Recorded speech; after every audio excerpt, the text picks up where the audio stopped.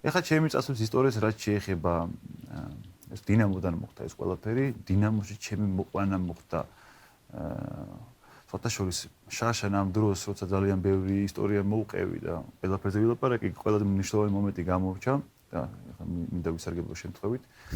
მაშინ დინამოში მუშაობდა კახკაჭარავასთან თავდაპირველად იყო ლევანი სალუქაძე თქვენი კოლეგა და მისი ერთ-ერთი დამსახურებაც არის რომ ტრავმირებული მე იქ მიმიყვანა კაპიტნად დამნიშნეს ის ერთი წელი ძალიან კარგად ჩავატარე და შემდეგ უკვე შემიგზა ესე წარიმართა. მე ლევანს მინდა ძალიან დიდი მადლობა გადავუხადო ყველაფერს. წინა პოდკასტის სტუმარი იყო ლევანი. ბატონო. ხო, ეხლა როგორ ხდება ეს ყველაფერი? რომ სეზონს ვატარებ და უკვე ეს ამირ ღალენოი რომელიც დღეს გახლავთ ირანის ნაკრების მწვრთნელი, აი საიდანღაც უცნაური სპორტია ხო ფეხბურთი, ვიღაცა სადღაც განახა იმას უთხრა დაინტერესდა, ჩამოფრინდა, ეძებდა ფეხბურთს, კი, დინამო ტორპედოს დაესწრო და ამერიკა შემხვდა. ხა როგორ გითხრათ, ხა იმხელა სხვაობა ფინანსურად რომ უკვე ფიქრობ, აბა მე რო აქ დავრჩე ხა ეს და მოდი ჩავალ ნახავ რა ხდება თქო ვიფიქრდი, რომ ჩავედი დავესწარი ვარჯიშს თავდაპირველად და ძალიან მომეწონა ყველა. რა გუნდი იყო? ეგ იყო ზობაჰანი, რა ისპაჰანის გუნდი არის. ხა გრიგოლ ჩაბრაძე თამაშობს იქ ჩვენ. ხო. ჩავდივარ შვენიერი ბაზა, შვენიერი პირობები. მომწონს ერთი თან ისპაჰანი არის ისტორიული ქალაქი.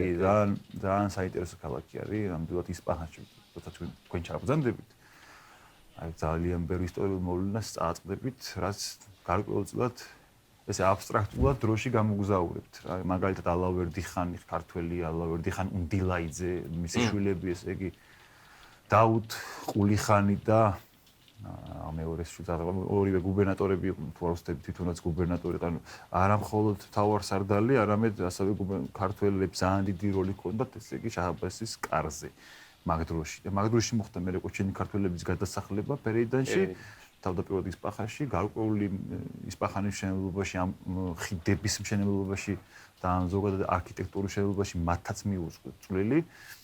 და ზოგადად აი ეს შენ გეშლება ეს ისტორიული პანორამა იქ თითქოს არ ხარ ამ საუკუნეში ხარ სხვა საუკუნეში. ამიტომ ძალიან საინტერესო ქალაქი არის. გვირჩევა ანუ რომ უნდა წავიდე. არა ისპაჰანი ძალიან ცნობილი ქალაქია, ისტორიული ქალაქია. ხო, ქალაქმაც მომხიბლა გუნდმაც მომხიბლა ხილფასმაც მომხიბლა ხო და ეხა ეს მწვრთნელიც საკმაოდ სერიოზული დონის მწვრთნელი იყო და ახის დაველაპარაკე ბატონ რომა ფიფიასაც აქედან მოკითხვა უდიდესი პატივისცემით მისი დამსახურება ძალიან დიდია იმაში რომ ჩემგან შედგა ფეხბურთელი, იმიტომ რომ დინამოში მე 15 წლის ვიყავით ადრეულად რომ მოვიდი, ის უკვე ცოტა მერე მოვიდა. ხო, შემდეგ უკვე რაღაც თანხა კომპენსაციის სახით მე გადავწყვიტე რომ ჩემი ხილფასიდან გამეყო დინამოსთვის, იმიტომ რომ მაშინ დინამოს არ უხინდა. რაღაცა ვირობით X თანხიდან ერთი მეორედი, მოგეთ ნახევარი მივეცით დინამოს. ხო, ეხლა ეს თანხა არ იყო დიდი საბოლოო ჯამში, მაგრამ რაღაცა იყო ყოველ შემთხვევაში რა. ასურ თემაში მოკლედ მართლები ვარ დინამოსთან მაკუთხით. ხო. შემდეგ უკვე მიწყება ძალიან რთული გზა და გრძელი გზა. ხო, ბევრი ენის ბარიერი, არ ვიცი, რელიგიური კულტურული სალაპარაკოისა და ამას მე მგონი ამ გადაცემაში ვერც ჩავატოთ ჩემი აზრით ეს ამაზე საუბარი დავიწყო, იმიტომ რომ რა ენაზე ლაპარაკობთ თავგან? ან ინგლისური იციან ან რა როგორ? მე ინგლისურს მაგდროს უკვე კარგად ვფლობ. უკვე კი არა მაგდროს კარგად ვფლობ. თვითონ თუ ისოდნენ კლუბში. ხო, იქ ჩიქორთული ინგლისური იცოდნენ უფრო ესეთი. ხო, ეხლა მაგის პაროდიას ვერ გავაკეთებ. I am table რამე. ხო, აი ეგეთი დაახლოებით კი. მაგრამ ცხოვრობდი ამ რელიგიურობაში და იქ უკვე ნაკლებად იციან. ხტებით, ხა ესე მომეწია რა არ იყო ეს მარტივი. ნელა შევეგვიე რა როგორ რამნაირად ყველა დეტალი ხა თქვენ რო ამას თქვენ ეს გაიაზროთ და მიხვდეთ ძალიან გამიჭირდება მე ეს ვერბალურად გადმოგცეთ. იმიტომ რომ თქვენ გამოსცადეთ ეს საკუთარ თავზე. იმიტომ რომ იქ ირანში ხა საკმაოდ საფეხბურთო როგორ გითხრათ ხა საქმეები ცოტა სხვანაირად წდება ხოლმე, ბევრი საქმეები რა. საფეხბურთო მაფია დავარქვათ, თუ არ ვიცი რა დავარქვათ. ხო, ამასაც ალღო უნდა აუღო იქ რა როგორ მუშაობს ის მისი კაცია, ეს ამის კაცია, ეს იმის კაცია, შენ როცა არავის კაცი არ ხარ და მარტო კაცი ხარ, საკმაოდ რთულია მარტო კაცმა ბოლომდე ესე არავისთან ჯიბეში ფულის ჩადებებით. არა მხოლოდ შენი შრომი და ნიჭითა ესე პერსეპოლისამდე მიხვიდე და იმ პერსეპოლისშიც რაღაცა წარმატებული და ხა პერსეპოლის ისტორიაში მე-100 თამაში ჩავატარე საიუბილეო ისტორიაში არავის არ ქონია უცხოელს 100 თამაში არც 20 გოლი არავის არ გაუტანია უცხოელზე საუბარი ამა იქაურ ფანებს ძალიან მაგრა უყვარდა მართლა ხუთებით როგორ გითხრათ რა ძალიან მათთვის ძალიან დიდი ესე ვთქვათ კუმირი ვარ მე ეხლა კარგად ვზნობ თავს ირანში თუმცა თავიდან ხო ესე არ იყო თავიდან მე მახსოვს ინტერვიუ მქონდა შედა 1 წლის წასულიყავი ან 2 წლის მაქსიმუმ და მიჭირსო მაშინ მითხარი რა აი ეს გაძლება ძნელიაო თორე ფანებსო მაგრაში გიჟემდე ორ ესე თქვით გითხარი რა ხო, როგორ აი რა რო აი ცხოვრების წეს როგორ შეიძლება აი ჩვეულებრივი ერთი დღე მიხვედი ვარჯიშზე და აი მოდიხარ სახში და მე როგორც ვიცი იმდენად გართობა და ის არისო ხო ჩემი შეხედულებები ირანთან მიმართებაში დროთა განმავლობაში იცვლებოდა. ანუ ჩავდივარ ყველაფერს ადამიანს საერთოდ რაღაც ასაკში ფიქრობ, რომ ყველაფერი იცი, მე უკვე ყველაფერი ვიცი და ასე შემდეგ. რატოა იქ ისეთი მოწყობა, როგორიც არის რა, პრეისტორია ქონდა ამ ყველაფერს, როგორ იყო რევოლუციამდე ირანი, რატო იყო ისეთი, მე რატო გახდა ესეთი, რატო მოხდა ეს რევოლუცია დაუშვათ, ხო, რატო მოვიდნენ აიათოლები, როგორ მოვიდნენ, როგორ შეინარჩუნეს ამ წლის განმავლობაში. ანუ ეს დეტალები თუ არ ვიცოდი, თუ არ იცი, ძალიან თული რაღაც დასკვნების გამოტანა. მე არავის პოლიტიკურ იმასში არ შევდივარ და მე ჩემ ანალიზს არ ვაკეთებ რა რატო არის. თუმცა მე ხო ჩემი შეხედულებები გამოეშინე თავდაპირველად. მე მიჭირდა იმიტომ რომ ბევრი კითხვა მებადებოდა, ვერ ხვდებოდი, ვერ ხსნიდი, იქ ვერ ვეგუებოდი ხა ჩვენთვის მაგალითად ყოველდღე ბრინჯის ჭამა ცოტა მე მგონი დამამძიმებელი დღეში ვორდი ხა იმას თუ ჩაოლები მომენტი ხა როგორ ჭამ რო ეკითხები არ ვიცი. ხო, მე ვერ ვეგუებოდი ამ საკვებს იმის მიუხედავად რომ ცნობილია ხა სპარსული სამზარეულო კი. თუმცა ყოველდღიურად ხა ამის ჭამა ჩვენთვის თქვენ დამერწმუნდეთ ყველას გაგიჭირდებათ რა. ეგ ერთი დაფუყოლება რაც ხა ესეც ყოფით საკითხებში აწყდები. შემდეგ უკვე ენის ბარიერი არ ესმის ვერ აგებინებ აჩიროყვება ისტორიას წველიან ძროხას ძემი და ყავაში. აი ეგეთი რა ვიცი ყოველდღიურად ხდებოდა ყოველდღე დაახლოებით ეგეთი. აი უბრალო მარტივი მაგალითი. თან ჩემი ხასიათის შესახებ ფეთქებადობის კუთხით თქვენ ინფორმაციას არ ფლობთ, მაგრამ საკმაოდ ფეთქებადი ვარ, რო იცოდეთ და მით უმეტეს თუ შიერი ვარ და. როცა რესტორანში ვიდიოდი ხოლმე და მე მიყვარს ერთი ადგილის არჩევა, ერთი რაღაცა სკამის არჩევა, ეს ჩემი ადგილია, ეს ძირითადად აი რაღაცა როცა მომეწონება და ყველაზე ახლო მყოფი რესტორანი რომელიც იყო, იქ დავდიოდი. ყოველდღე მოქონდა სპარსული მენიუ, სპარსული, რომელიც აი საერთოდ ჩემთვის როგორც ჩინურია გაუგებარი, ისე სპარსულია გაუგებარი, იმიტომ რომ არაბული დამწერლობაა და არაფერი 100-ს არ მესმის 9 წლის განმავლობაში და ხდებით ხო, მაშინ საერთოდ. აი ხაც არა, დამწერლობის ვერ ვკითხულობ. არ დავინტერესებული ვარ სიმართლე გითხრათ. ალბათ უფრო არ დაინტერესებულ ხარ და მაგით არა, არ დავინტერესებული. დაინტერესებული. უფრო როგორ არის, ხეთ აი ენის სწავლა თუ გინდათ, ეხლა სხვა თემაზე უცებადებული არ დამავიწყდება. ენის სწავლა თუ მინდა, ჯერ უნდა შეიყვაროთ ის რაღაცა ენა, ის კულტურა და უნდა გადაწყვიტოთ თქვენ თავში, რომ თქვენ აქ აპირებთ ცხოვრებას. მე ხო ამას მე ყოველ წელს ვფიქრობდი, რომ ეს ბოლო წელი. არ ვაპირებდი, თან თარჯიმანი ყავდა, კონცენტრაცია მიჭირდა, როცა თარჯიმანი ყავს, პრაქტიკულად გამორიცხული ენის შესწავლა და 5 წელი თარჯიმანი ყავდა, კონცენტრირებულიც ვერ ვიყავი შესაბამისად.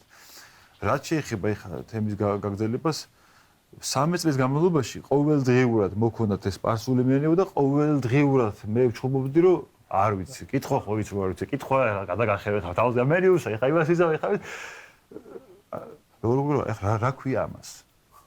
არ მინდა ხის სიტყვა ვიხმარო რაც ამას ქვია, ამ ყველაფერს, მაგრამ ეს ხო სიჯუტე დავარქვათ. არა, ეს ხო ნერვების მომშლელია, როგორც მინიმუმ.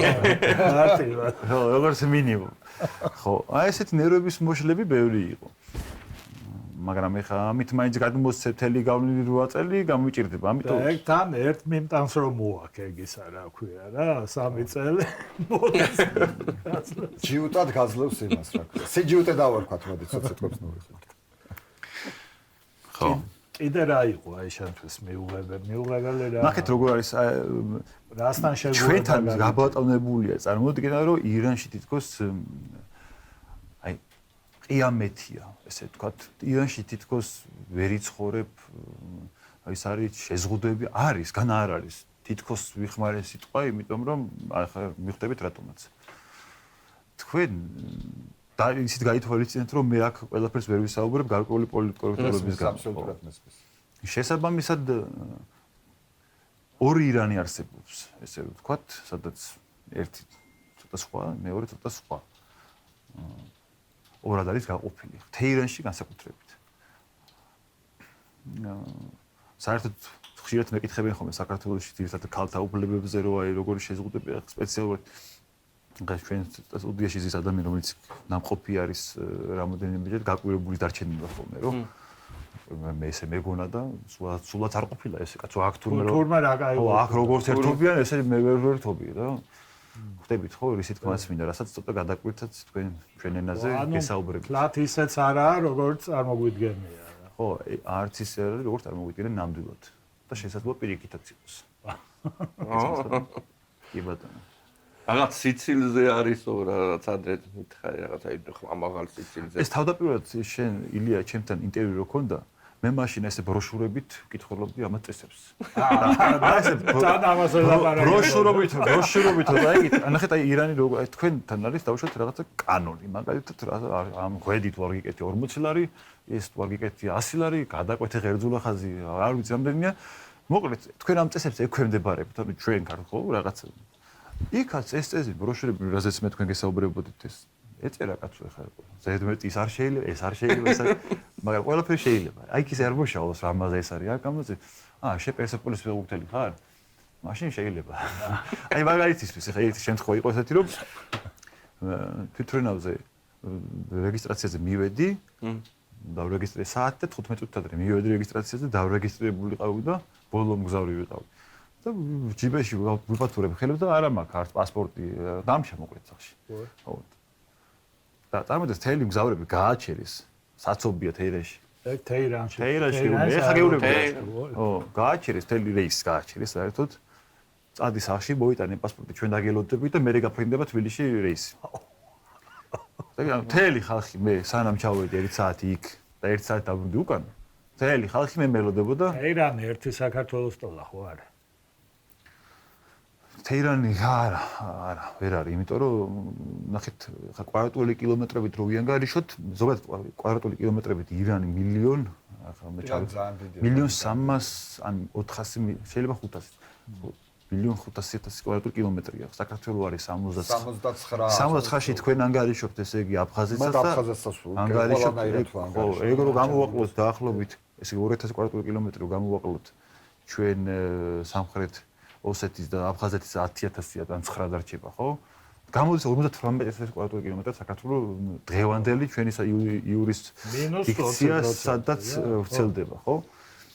რამდენად დიდია ეხლა? ხო, აი მაგას გეუბნები, ეხლა აეროპორტიდან წადთან აეროპორტიდან ცენტრში ხო არა? არა, საათის სავალია, 1 საათის სავალია კი. 1 საათი წადი, 1 საათი მოდი, იქ საცობი თუ არ კიდე 1 საათი და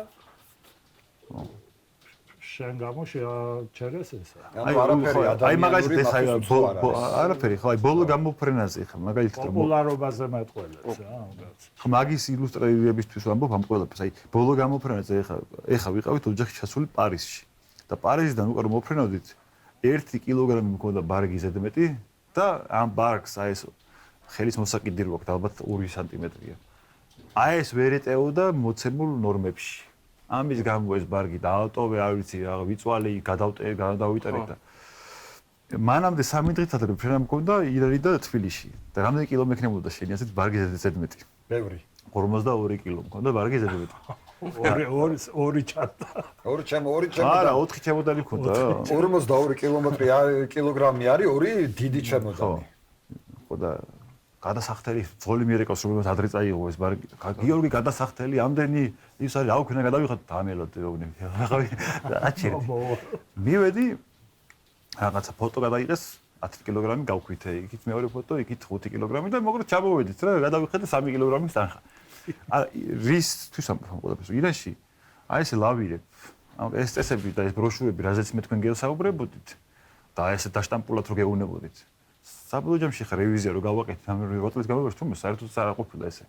ხა ამით იმის თქმა არ მინდა კაცო რომ საერთოდ ესე თქვათ დემოკრატიის შუქურა, მაგრამ საერთოდ შეგვიძლია ვიმჯეროთ რა არის დემოკრატია და რა არის დაუშვათ ტოტალიტარიზმი. მაგაზე შეგვიძლია ვისაუბროთ, მაგრამ ეგ ჩვენი ფორმატში არ იძლევა.